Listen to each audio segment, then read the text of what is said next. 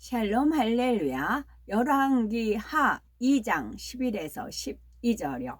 두 사람이 길을 가며 말하더니 불수레와 불말들이 두 사람을 갈라놓고 엘리야가 해오리 바람으로 하늘로 올라가더라. 엘리사가 보고 소리 지르되 내 아버지여 내 아버지여 이스라엘의 병거와 그 마병이여 하더니 다시 보이지 아니하는지라. 이에 엘리사가 자기의 옷을 잡아 둘로 찢고. 아멘. 누가복음 1장 7절 1장 17절 17이에요 누가복음 1장 17절 그가 또 엘리야의 심령과 능력으로 주 앞에 먼저 와서 아버지의 마음을 자식에게 거스리는 자를 의인의 슬기에 돌아오게 하고 주를 위하여 세운 백성을 준비하리라. 이사야 40장 3절 외치는 자의 소리여 이르되 너희는 광야에서 여호와의 길을 예비하라. 사막에서 우리 하나님의 대로를 평탄하게 하라. 아멘. 제목은 회리 바람을 타고 승천한 엘리야입니다. 하나님을 행함과 진실함으로 사랑하고 불같이 기도함으로 어떠한 사명이라 할지라도 넉넉히 감당하는 일꾼이 됩시다입니다. 엘리야는 매우 겸비할 뿐만 아니라 자기 의가 없어서 어느 누구와도 부딪히지 아니하는 선한 마음을 소유했기에 하나님의 능력을 받아 큰 선지자로 쓰임 받을 수가 있었습니다. 연단을 통해 강하고 담대한 면모를 갖추게 된 후에는 놀라운 이적과 기사를 나타내 우상 숭배에 빠진 이스라엘 백성을 하나님께로 돌아오게 했지요. 자신의 사명을 다한 엘리야는 회리 바람을 타고 승천하였습니다. 그런데 성경 곳곳에는 이런 엘리야가 신약 시대의 세례 요한으로 왔음을 알려주고 있습니다. 첫째, 행함과 진실함으로 하나님을 사랑한 엘리야입니다. 엘리야는 이 땅에서 사역을 이룰 때에 늘 하나님과 교통을 했습니다. 깊은 기도를 통해 하나님께서 원하시는 뜻을 밝히 깨닫기 위해 노력했지요. 유약한 성품으로 큰 일을 이루기 위해서는 그만큼 더 하나님께 매달려야 했습니다. 하나님께서는 위로부터 능력을 주심으로 엘리야의 심령을 강하게 붙들어 주시었지요. 이러한 체험을 통해 엘리야는 하나님의 권능을 더욱 사모하게 됐고 유약한 자신에게 큰 권능을 입혀 강하게 하시는 하나님을 더욱 사랑하게 됐습니다. 도저히 순종할 수 없는 일도 하나님께서 명하시면 순종했지요. 세상 사람들도 사랑하는 사람을 위해서는 뭐든지 해주고 싶어 합니다. 자신의 한계를 벗어나는 일에도 최선을 다하지요. 그런데 육적인 사랑은 세월이 지나고 환경이 바뀌면 마음도 행함도 변합니다. 자신이 해준 만큼 상대에게 받기를 원하지요. 그러나 하나님에 대한 엘리야의 사랑은 변함이 없었고 그 사랑을 행함과 진실함으로 온전히 나타냈습니다. 많은 사람이 하나님을 믿는다, 사랑한다 하면서 막상 어떤 일을 맡기면 자신의 성품을 핑계로 못한다고 말합니다. 나도 하고 싶지만 그 일을 성품상 맞지 않아 어쩔 수 없다라는 것이지요. 이런 사람은 중심에서 하나님을 믿고 진실하게 사랑하는지 돌아보아야 합니다.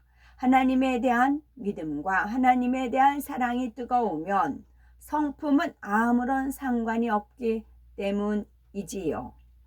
아버지 하나님의 사랑을 전하지 않고는 우리 주 예수 그리스도를 외치지 않고는 견딜 수 없는 심정이 되는 것입니다.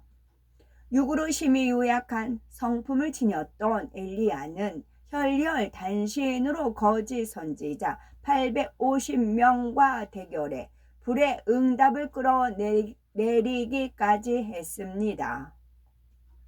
하나님을 향한 불붙는 듯한 사랑이 있으니 하나님을 멀리하고 우상 숭배에 빠진 백성을 구하고자 담대히 행할 수가 있었던 것입니다. 엘리야는 이러한 과정을 통해 하나님에 대해서 더 밝히 깨닫고 정립할 수가 있었습니다. 장성한 믿음의 분량에 이르면 태초부터 계신 아버지 하나님에 대해 더 깊이 알게 됩니다. 그는 이 땅에 있을 때에도 하나님에 대해서 깊이 깨우침으로 무척 사모했지요. 마침내 산채로 승천한 엘리야가 하나님을 친히 배웠을 때 얼마나 하나님에 대한 사랑으로 가득했겠습니까? 삼위일체 하나님에 대해서 밝히 깨닫고 정립했을 뿐 아니라 성자, 성령, 하나님의 사명에 대해서도 알게 되었습니다.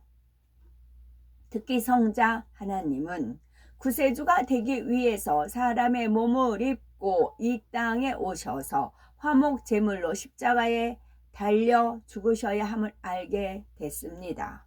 엘리야가 이 사실을 알게 되었을 때 주를 향한 사모함이 불붙는 것 같았지요. 그리하여 하나님께 주를 위해 무엇이든 할 수 있나이다 라고 고백하였던 것입니다. 하나님께서는 이 고백을 받으시고 엘리야를 다시 이 땅에 보내 주의 길을 예비하는 큰 사명을 주셨습니다. 두 번째 세례 요한으로 다시 태어나 주의 길을 예비한 엘리야. 하나님께서는 엘리야를 다시 이 땅에 보내실 것과 그가 어떤 사명을 감당할 것까지 성경을 통해 예언해 놓으셨습니다. 이사야 40장 30절에 외치는 자의 소리여 가로되 너희는 광야에서 여호와의 길을 예비하라 사막에서 우리 하나님의 대로를 평탄케 하라 말씀했습니다. 말라기 4장 5절에서 6절에는 보라 여호와의 크고 두려운 날이 이르기 전에 내가 선지 엘리야를 너에게 보내리니 그가 아비의 마음을 자녀에게로 돌이키게 하고 자녀들의 마음을 그들의 아비에게로 돌이키게 하리라 했습니다. 이것은 불교에서 말하는 윤회의 개념과는 전혀 다릅니다. 하늘에 올라간 사람이 다시 태어난 일은 인류 역사상 오직 엘리야를 통해 단 한 번 있었습니다. 그러면 산채로 승천한 엘리야는 어떻게 다시 이 땅에 태어날 수가 있었을까요?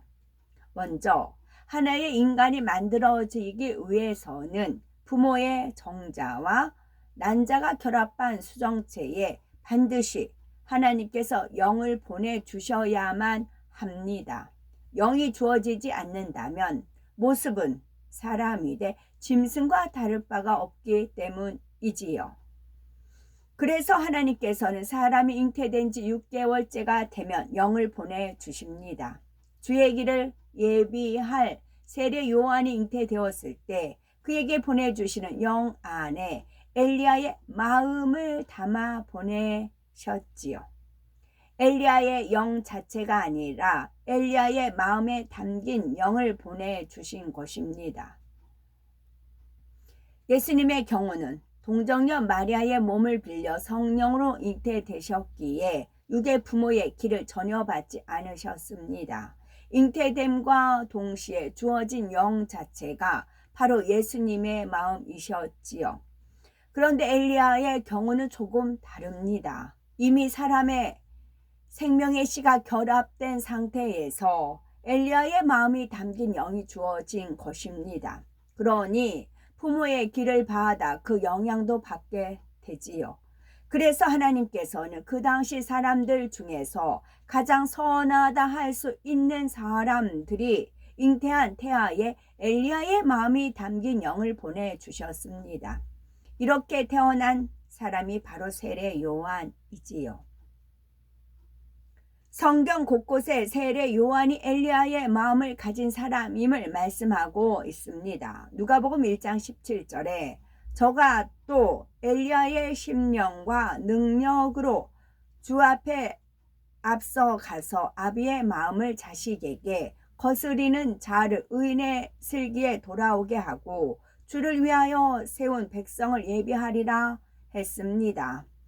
또한 누가복음 3장 4절에는 이사야 선지자가 예언한 사람 곧 주의 길을 예비하기 위해 광야에서 외치는 자가 바로 세례 요한임을 확인해 주고 있습니다. 무엇보다 예수님께서 세례 요한이 바로 엘리야임을 말씀하셨습니다. 제자들이 어찌하여 서기관들이 엘리야가 먼저 와야 하나이까 하고 여쭈었을 때 예수님은 이렇게 답변하셨지요.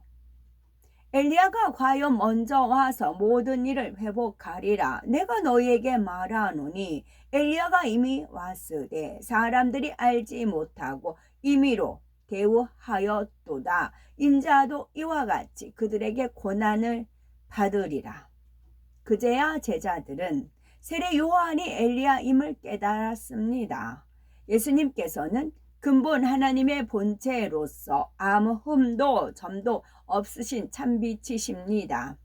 이처럼 참빛이신 예수님의 길을 예비하는 사람이라면 얼마나 깨끗하고 온전해야 하겠는지요. 그래서 하나님께서는 산채로 들림받을 만큼 깨끗하고 온전한 엘리야를 다시 이 땅에 보내 주의 길을 예비케 하셨습니다. 엘리야가 이 일에 선택받은 또 한 가지 이유는 그가 주를 향한 뜨거운 사랑 가운데 주를 위해서 내가 무엇이든 할 수 있나이다 라고 고백했다는 데 있습니다. 엘리야는 장차 주님이 겪으실 일을 생각하면 견딜 수가 없었습니다. 그래서 주를 위해 이 땅에 다시 내려오는 것을 조금도 꺼리지 않았고 순교해야 한다 해도 기쁨과 감사함으로 감당하고자 한 것이지요. 이처럼 엘리야가 말과 혀로만이 아니라 행함과 진실함으로 사랑을 온전히 나타낸 것을 하나님께서는 지극한 선으로 여기셨습니다. 주님을 만나 첫사랑이 뜨거울 때는 내가 주님을 위해 무엇이든지 하겠습니다 라고 고백하는 사람이 많지요. 하지만 그 고백대로 변함없이 진실한 행함을 보이는 사람은 그리 많지 않습니다. 하나님을 향한 뜨거운 마음에 가득한 사람은 모든 말과 행함에서 그 사랑이 배어 나옵니다. 사랑하는 하나님께서 기뻐하시는 일이라면 무엇이든지 할 수가 있지요. 온유하신 예수님도 성전을 더럽히는 사람을 볼 때는 엄히 책망하셨습니다. 성전에서 매매하는 장면을 보시고 노끈으로 채찍을 만들어 짐승들을 쫓아냈으며 돈 바꾸는 사람들의 상을 엎으시기까지 하였지요. 이처럼 하나님을 뜨겁게 사랑하면 주변 사람이나 환경이 눈에 들어오지 않습니다. 오직 하나님의 뜻만 생각하고 어찌하든 그 뜻을 이루어 드리고자 열망하게 되지요. 하나님의 일을 이룸에 있어 어찌 성품이나 환경을 핑계댈 수 있겠습니까? 엘리야처럼 하나님을 향한 뜨거운 사랑을 진실한 행함으로 나타내 보여야 되겠다는 말씀입니다. 아멘.